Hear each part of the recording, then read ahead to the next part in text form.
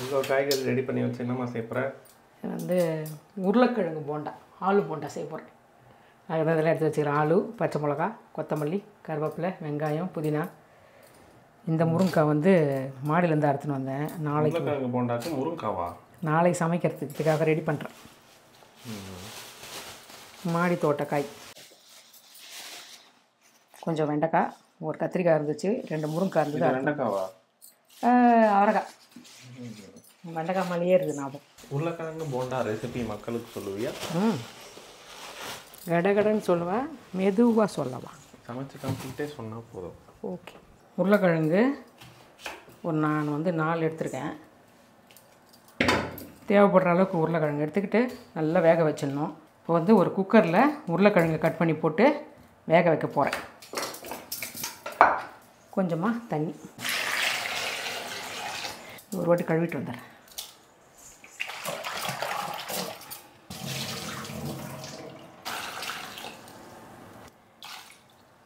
எதுக்கு இந்த கொசுறு?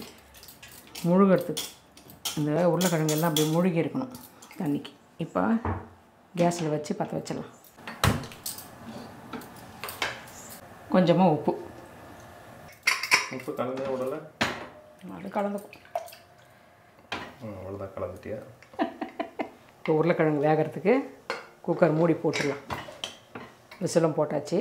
ஒரு 3 விசில் 4 விசில் வரட்டும். நல்லா வேகணும். அது வேகிறதுக்குள்ளே நம்ம வெங்காயம்லாம் அரிஞ்சிடலாம். கொத்தமல்லி பொடியாக கட் பண்ணி வச்சுக்கலாம்.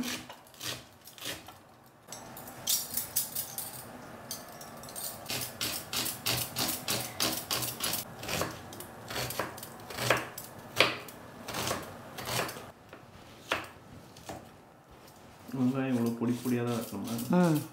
ஏன்னா உருளைக்கிழங்குல போட்டு பிசையணும்ல, அதனால் பொடியாக எவ்வளோ பொடியாக கட் பண்ண முடியுமோ அவ்வளோ பொடியாக கட் பண்ணி வச்சுக்கலாம். எவ்வளோ பொடியாக கட் பண்ணுறோமோ அவ்வளோ டேஸ்ட்டாக இருக்குமா? அவ்வளோ நல்லாயிருக்கும். பொடியாக கட் பண்ணுறேன். பச்சை மிளகா. எதுக்கு இவ்வளோ பச்சை மிளகா? உருளைக்கிழங்கு போண்டாக்கு காரமே பச்சை மிளகா மட்டும்தான், அதனால் பச்சை மிளகா. வேறு எதுவும் போட போகிறது இல்லைல்ல. இன்னும் புது மனை யூஸ் பண்ணுறதே இல்லையா? புது மனை வந்து ஆசைக்காக வாங்கினேன், அதுக்காக இல்லை. ஆசையாக இருந்துன்னு வாங்கிட்டேன். அது ஒரு மூடு வரும், அப்போ எடுத்து வச்சு யூஸ் பண்ணுவேன். என்னதான் இருந்தாலும் நான் செஞ்சு கொடுத்த கட்ட மாதிரி வருமா? இது பழகிடுச்சுல்ல. 4-5 வருஷம் ஆகுதா? நிறைய வருஷம் ஆகுது. 4 வருஷம் ஆகுது. அதனால் இப்படி நின்று கட் பண்ணுறதுக்கு அது சௌகரியமாக இருக்குதுன்னு வச்சு பண்ணுறேன். எப்பவுமே பேரன் இல்லைன்னா பொண்ணுங்க வந்தால் தானே ஸ்நாக்ஸ் செய்வேன். இன்றைக்கினா அதிசயம். அது ஏதோ சாப்பிடணும் போல் இருந்தது, அதனால் செய்கிறேன். இன்றைக்கி நானும் கடைக்கு போகல, அதனால தான் செய்கிறேன். நீ காலையில் போனவன் 4 மணிக்கு தான் வந்தேன். சரி, குழந்தைக்கு செஞ்சு கொடுக்கலான்னு ஒரு ஆசை. விசில் வரப்போகுதே, மழை வரப்போகுதே, குக்கர் விசில் வரப்போகுதே.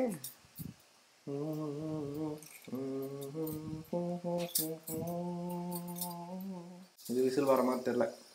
இப்போ தானே போட்டோம், ஒரு 5 நிமிஷமாக தான் ஆக வேணாமா?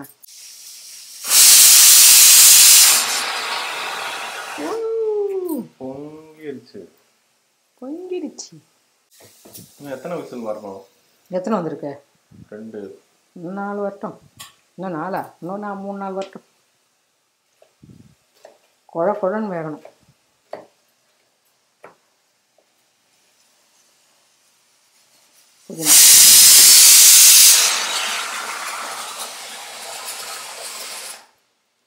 கொஞ்சம் தான் லைட்டாக தண்ணி எக்ஸ்ட்ரா வச்சிட்டேன். அதான் கொசுரை ஊற்றினல, அதனால தான் மேலே வராரு சார். இல்லைன்னா கட் பண்ணினே இருக்கு. கருவேப்பிலை எல்லாம் கொஞ்சம் பொடியாக கட் பண்ணுறேன், வேறு ஒன்றும் இல்லை. முடிஞ்சிருச்சா விசில்? ஆஃப் பண்ணிட்டேன். நெக்ஸ்ட் ஸ்டெப் கடலை மாவு கரைக்க போகிறேன். எவ்வளோ கடலை மாவு? அளவுலாம் இல்லை, தேவையான அளவு அப்படியே கண்ணில் பார்த்தே போடுறோம். அளவு சொல்லி கொடுமா. 1 கப்பு. இப்போ நம்ம வீட்டில் எத்தனை பேர் இருக்காங்களோ அதுக்கு தகுந்த மாதிரி போடலாம். நான் வந்து 1 கப்பு ஒரு 200 கிராம் இருக்கும். 200 கிராம் கடலை மாவு எடுத்துருக்குறேன். 200 கிராம் கோதுமை மாவா? கடலை மாவு. கடலை மாவில் கொஞ்சமாக பெருங்காயத்தூள், கொஞ்சம் மஞ்சத்தூள், கொஞ்சமாக கரம் மசாலா, சும்மா கொஞ்சம் லைட்டாக, போடவே இல்லை, சும்மா லைட்டாக. வாசனைக்காக தான். இப்போ இது வந்து உப்பு போட்டு கரைச்சி வச்சுக்கணும். இந்த மாவுலேயே வெங்காயத்தெல்லாம் போட்டுடலாம்ல? உருளைக்கிழங்கு போண்டாடா. உருளைக்கிழங்குல தான் மசாலா இருக்குமா? ஆமாம், உப்பு.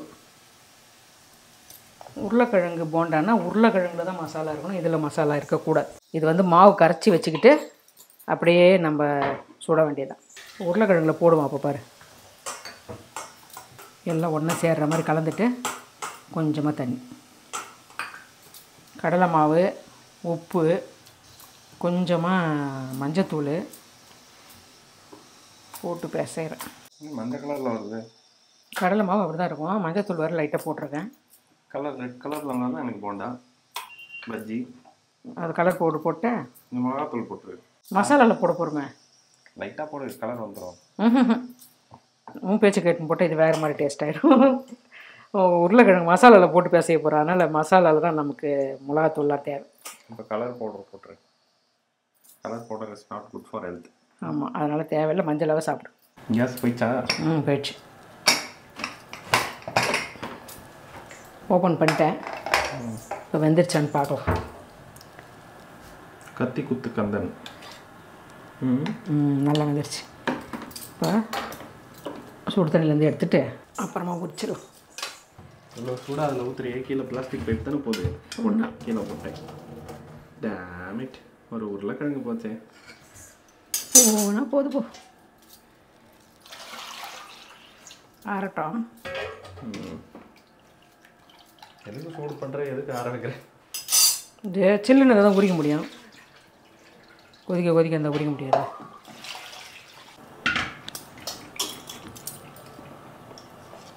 உப்பு இருக்கா உருளைக்கிழங்குல? இல்லை, கம்மியாக இருக்குது. கம்மியாக தான் போட்டேன். ஏன் கம்மியாக போட்டேன்? மசாலாவில் போடணும்ல, ஒரு மாதிரி அதிகமாகிடுச்சுன்னா சாப்பிடவே முடியாது. அதனால் கொஞ்சமாக உப்பு போட்டு வேக வச்சேன், லைட்டாக. ஆறட்டும், சூடாக இருக்கும். சூடாக இருக்கும்போது பிசைய மாட்டேன்ல? கை ரொம்ப சுடும். லைட்டாக ஆற வச்சுருவேன், ஆறிடும் இப்போ உடனே. ஃப்ரிட்ஜில் வச்சுரு. இப்படி ஐடியா கொடுக்குறேன் பற்றியா? நீ யார்? டாஸ் பண்ணிகிட்டு இருக்கேன். சும்மா ஆற வச்சேன். எப்படி ஆற வச்சேன்? சும்மா. சரி, இது ஆறுனதுக்கப்புறம் பார்ப்போம். குடிச்சிட்டியா மேஷர்? மேஷ் பண்ணிடலாமா? இது இல்லாமல் தான் ஆற வைக்கணும்னு சொன்னீங்க. இது எங்கே வச்சேன்னு ஞாபகம் இல்லை டக்குன்னு. இப்படி ஞாபகம் வந்து எடுத்து கொடுத்தேன் பார்த்தியா? இவ்வளோ ட்ரையாக இருக்குது. அவ்வளோ ட்ரையாக தான் இருக்கணும், அப்போ தான் உருண்டை வரும். தண்ணி தண்ணியாக இருந்தால் உருண்டை வராது, பூந்தி தான் வரும்.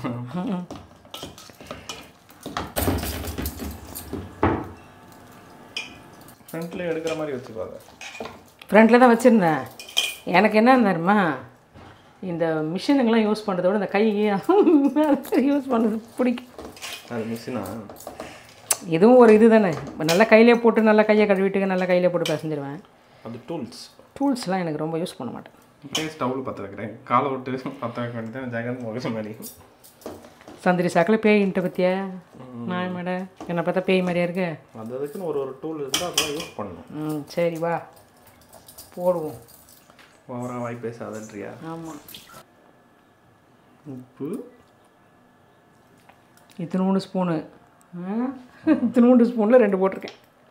இது வந்து சாப்பிடும் போது உப்பு கம்மியாக இருந்துச்சுன்னா என்ன பண்ணுறது, இந்த ஜாடியோடு எடுத்து போய் வச்சுட்டு தேவைப்படும் போது கொஞ்சம் கொஞ்சம் இப்படி போட்டு வரதுக்காக இந்த குட்டி ஸ்பூன் இதில் போட்டு வச்சுருக்கேன். இது என்ன ஸ்பூனுன்னா, ஏதோ ஒரு ஜாமில் இருந்து கொஞ்சம் கருவேப்பிலை, பச்சை மிளகா, ஏன்னா காரமே பச்சை மிளகா தான், புதினா, இப்போது வெங்காயம்.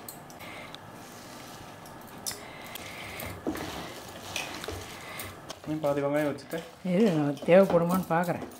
அளவுலாம் பர்ஃபெக்டாக பார்த்து கட் பண்ணுறது இல்லை, அது வீணாகாது. இப்போ நைட் டிஃபனுக்கு தோசை விடுவேன்ல, அதை யூஸ் பண்ணிப்பேன், தோசையில் போட்டுருவேன். இதுக்கே சரியாக இருக்கும். இதுக்கெல்லாம் இந்த கட்டை வசதியாக இருக்குது, ஹைட் ஈக்குவலாக இருக்கிறதால. ஆமாம். இது கொத்தமல்லி. அவ்வளோ பெரிய வெங்காயத்தையும் போட போகிறேன்னு நினச்சேன். கொத்தமல்லி தான் இதுக்கு வாசனையே, அதனால் கொத்தமல்லி. உருளைக்கிழங்குல எது செஞ்சாலுமே, உருளைக்கிழங்குன்னு எடுத்து எது செஞ்சாலுமே, என்ன உருளைக்கிழங்குல செஞ்சாலும், உருளை மசாலா குருமா எது வச்சாலும் கொஞ்சம் இந்த உருளைக்கிழங்குக்கு பெருங்காயம் போடணும். ஃப்ரெஞ்ச் ஃப்ரைஸ்க்கு இது பெருங்காயம் போட்டாச்சு. மஞ்சள் தூள், கொஞ்சமாக தனி மிளகாத்தூள் கலருக்காக, சீரகத்தூள் கொஞ்சம் கொஞ்சம் கரம் மசாலா. இதுக்கு தேவையான ஐட்டம் அவ்வளோதான்.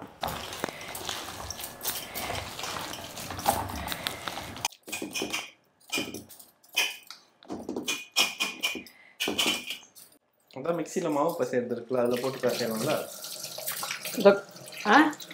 இந்த வரேன் பிசைஞ்சிட்டேன்னா கையை கழுவிட்டேன். அந்த மிஷினை தூக்கி வச்சு அதை கழுவி இங்கே காய வச்சு தொடச்சி எடுத்து அங்கே வைக்கணும். போடா, அது என்னால் முடியாது. ஈஸி வேலை தான் எனக்கு முடியும். இப்போது உருளைக்கிழங்கு பிசைஞ்சாச்சு, மாவு கரைச்சாச்சு. இப்போ இதெல்லாம் எடுத்து வச்சிடலாம். இந்த வேலைலாம் முடிஞ்சிடுச்சு. இப்போ எண்ணெய் கடாய் வச்சு எண்ணெய் ஊற்ற போகிறோம். Refined oil. இப்போது கேஸ் பற்ற வச்சிடலாம். பற்ற வச்சுட்டே பரட்டை. அதெல்லாம் பரட்ட மாதிரி இல்லையே. என்ன காஞ்சிச்சு? கடாய் ஊற்றவா? சரி, கடாய் காஞ்சிச்சு, என்ன ஊற்றவா? இப்போ நான் என்ன பண்ணுறேன்? ஓ, அதான் பண்ணுறியா? அதான் பண்ணுறேன். இவ்வளோ பெரிய கேன் வந்து ஊற்றுறியா? அதான் பார்த்தேன். என்ன காலி ஆச்சுண்ணா வாங்கணும். ஓயில் கோலி அதுக்குள்ளையா? முடியலை, என்னால் கூட தான் முடியலை. என்னம்மா இது மஞ்சள் கலரில் நல்லாவே இல்லை. கலர் போடுவா? கலர் வேணா சொல்லு, போடுறேன். போடுவா? இந்த கலர் சேர்க்கறது வந்து நாட் குட்டுன்னு சொல்லுவாங்க. என் பையனுக்கு கலராக சாப்பிடணும் போல இருக்கான். இன்றைக்கி ஒரு நாள் கலர் போடலான்னு இருக்கேன். கண்ணால் தான் ஃபஸ்ட்டு சாப்பிடுவேன், அதுக்கப்புறம் தான் வாயாலே. அதுக்கு தான் கலர்லாம் போடக்கூடாதுன்னு மறைச்சி வச்சுருங்க. மறைச்சி வைக்கக்கூடாது, வாங்கியே வச்சுருக்கக்கூடாது. அந்த மறைச்சி வச்சதை இவன் போட வச்சுட்டான். கம்மியாக போடு. இவ்வளோவா? நேச்சுரலாக இந்த தக்காளியை ஊற வச்சு பீட்ரூட்டை ஊற வச்சுலாம் கலர் போட முடியாது? போடலாம். இப்போ நான் பீட்ரூட் எடுக்கணும், சீவணும், அதை கொஞ்சம் வேக வைக்கணும், அதை அரைக்கணும், அதுலேருந்து ஜூஸ் எடுக்கணும், அதை எடுத்து இதில் சேர்க்கணும். எவ்வளோ வேலை? வேக வைக்காமல் பச்சையாக போடு. நல்லா வராது. இதுக்கு தானே ஆசைப்பட்டாய்? கலர் வருது. இதுக்கு தானே ஆசைப்பட்டாய்? பெயிண்டிங் மாதிரி இருக்கா? இல்லை, அப்படியே ஃப்ரேம் பண்ணி விற்றுலாமா? பெரிய ஆர்டிஸ்ட் அப்புறா எல்லோவும் அப்படியே ரெட் ஆரஞ்சும் எல்லோவுமா கலந்து வருது. எப்படி வருது? கலர் மஞ்சளாக சாப்பிட்றா போண்டான்னா கலராக தான் சாப்பிடுவான். வெளியே ஆரஞ்சு கலரில் இருந்து ஓப்பன் பண்ணோன்னே இது மஞ்சள் கலரில் இருந்தால் தான் அழகாக இருக்கும். வெளியும் மஞ்சளாக உள்ளேயும் மஞ்சளாக இருந்தால் இது வந்து கேசரி கலர். கேசரி வகை வாங்கின கலர் பவுடர். இது உருண்டை பிடித்து நம்ம தனியாக வச்சுக்கிட்டா அப்படியே தொட்டு டக்குன்னு போடலாம். ஏன் கண்ணெலாம் உனக்கு ரெட்டாக இருக்குது? ரெட்டாக இருக்கா? கால் வந்துட்டு உட்காரவே இல்லை. அப்புறம் இதை செய்கிறப்போ சரி தோணுச்சு செஞ்சு கொடுக்கலாம் அப்படின்னு. உருளைக்கிழங்கு ஃப்ரெஷ்ஷாக வாங்க. உருளைக்கிழங்கு பார்த்த உடனே ஆலு பரோட்டா, அப்படி இல்லைன்னா இந்த மாதிரி உருண்டை போண்டா ஏதாவது ஒன்று செய்யணும். பூரி மசாலா, அதான் காலைல கேட்டல பூரி மசாலா வேணும் நீ வானானல்ல. அது ஒரு உருளைக்கிழங்குல ஏதோ சமைக்கணும். சமைக்கிறோம். வாங்கிட்டேன்றதுக்காக சமைக்கிறியா? நல்லா இருந்தது உருளைக்கிழங்கு, நல்ல வெள்ளையாக நல்லா இருந்தது பார்க்குறதுக்கு. போட்டு கரைச்சாச்சு. கை தொடச்சிருவோம், ஏன்னா தண்ணி சடன்னு. இந்த மாதிரி உருட்டுனா இந்த மாதிரி உருண்டை வரணும். இது கொலன்னு இப்போ தண்ணியாக பிசைஞ்சிட்டோம்னா உருண்டை வராது, அப்புறம் போண்டா போட முடியாது.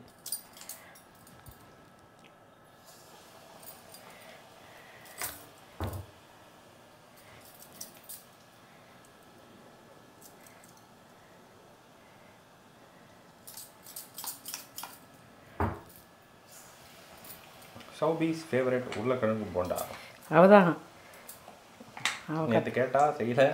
இன்றைக்கி வீடியோ பார்த்தோன்னா அவ்வளோதான். பிள்ளைக்கு மட்டும் செஞ்சு கொடுத்தியா? நான் கேட்டேன். ஆனால் நேற்று தித்திப்பு இது பொண்ணு கொடுத்தேன்ல, என்னது அது பேர்? தித்திப்பு தோசை இல்லை, அது பேர் பேன் கேக் செஞ்சு கொடுத்தேன். அமலாக்கு எதுவும் செய்யலையா? லீவில் வருவா பாரு, அவள் கேட்டதெல்லாம் செஞ்சு கொடுத்துடணும். இல்லைன்னு வச்சுக்க பொண்ணு வரா சார், நான் என்னால் தான் வர முடியல, எனக்கு செஞ்சு தரமாட்டேன். அவள் வரத்துக்குள்ளே ஒன்று முக்கியமானது கேட்டிருக்கா, அது செஞ்சுருவேன். வீடியோவில் சொல்ல மாட்டேன், வீடியோ பார்த்துருவா. இவ்வளோ எண்ணெய் ஊற்றிட்டு 2 போண்டா போட்டிருக்கேன். டேஸ்ட்டு பார்த்துட்டு நல்லா இருந்தால் போடுவேன். எல்லாம் அதுக்கு டேஸ்ட்டுக்கெலாம் இல்லை. எப்படின்னா எண்ணெய் சூடாக இருந்துச்சா, 2 போட்டிருக்கேன்னா அந்த சூடு அதை எடுத்துக்கிச்சா, இது 2 வெந்ததுக்கப்புறம் எடுத்துகிட்டு கொஞ்சம் மறுபடியும் ஹீட் பண்ணி மறுபடியும் போடுவேன். அதுக்கு 4 போட்டு அதுக்கப்புறம் அது மாதிரி போடலன்னு தான் பார்த்தேன். சரி 2 இது ஒரு பக்கம் வெந்துருச்சு, சரின்னு சொல்லிட்டு ஒட்டிக்க போகுது அப்படியே கடாயிலன்னு எடுத்துட்டேன். போட்டு எண்ணெய் கொஞ்சம் கம்மியாக ஊற்றிருக்கேன். எண்ணெய் ஆயில் கோலி ஆயிடுச்சு. இருந்த ஆயில் ஃபுல்லாக ஒரு கம்மியாக, இது 1/2 லிட்டர் இருக்குமா. இது வந்து முழுகணும். இப்படி முழுகணும்னு இன்னும் ஒரு 100 கிராம் எண்ணெயாவது ஊற்றணும். சரி அப்படின்னு விட்டேன். இன்னும் கொஞ்சம் குட்டி பாத்திரமா வச்சிருந்தா மூழ்கி இருக்கும்ல. ஒன்று போடுற மாதிரி எத்தணும் பாத்திரம். அதில் பாத்திரம்லாம் மாற்ற தேவையில்ல. குட்டி போண்டாவே குட்டியாக போட்டுருந்தா மூழ்கி இருக்குமே. போண்டா குட்டியாக போட வேணாம். தாளிக்கு கரண்டி வச்சிருப்பிய, அதில் போட்டு அது ஒன்று போட்டோன்னு எண்ணெய் மொத்தம் பொங்கி மொத்தம் ஊற்றி வேஸ்ட் ஆகிறதுக்கு என்ன சொல்லி கொடுக்குறான் ஐயா. அறிவாதியாக யோசிக்கிறேன், உனக்கு வரல. இந்த போண்டா விசில் அடிக்குது. விசிலா? ஒரு சவுண்ட் இருக்குது. அது சூட்லேருந்து எடுத்த தர அப்படி. நீ இது நான், சரி இது நீ இது நான். இது உனக்கு இது எனக்கு. போண்டாஸ் எத்தனை போண்டா சாப்பிட போகிறேன்? ஒரு 2 3 4 5 அவ்வளோதான். 2 3 4 5 தான் சாப்பிட போறியா? 4 5ன்றது அதிகபட்சம். எத்தனை போடுறேன்? 2 4 6 8 போடுறேன். நீ 4 நான் 4. நான் 4 சாப்பிட்டா அவ்வளோதான், நாக்கு தள்ளிடும். அது பேலன்ஸ் அப்பாவுக்கு சேர்த்து வச்சிருக்கியா கீழே? அப்பாவுக்கு வந்து புதுசாக வந்தவொன்னு போட்டு தருவேன். ஆறி போன போண்டா கொடுக்க மாட்டேன். அவர் அங்கே சாப்பிட உட்காரும் போது சூடாக 2 போண்டா கொடுத்தா நைட்டில் போண்டாவான்னு இருந்தாலும் கொடுப்பேன். நான் செஞ்சுட்டேன், அதனால் சாப்பிட்டே ஆகணும். ஆமாம், இதை எடுத்து ஃப்ரிட்ஜில் வச்சுட்டு வைப்பேன் மசாலா. ஃபஸ்ட்டு வாட்டி 2 போட்டு இப்போ 8த்தையும் போடுறியா? சரி 6த்தையும் போடுறியா?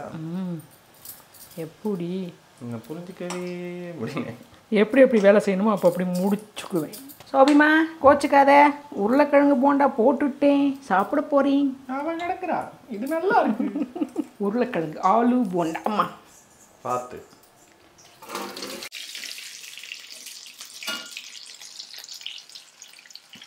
உருளைக்கிழங்கு போண்டா.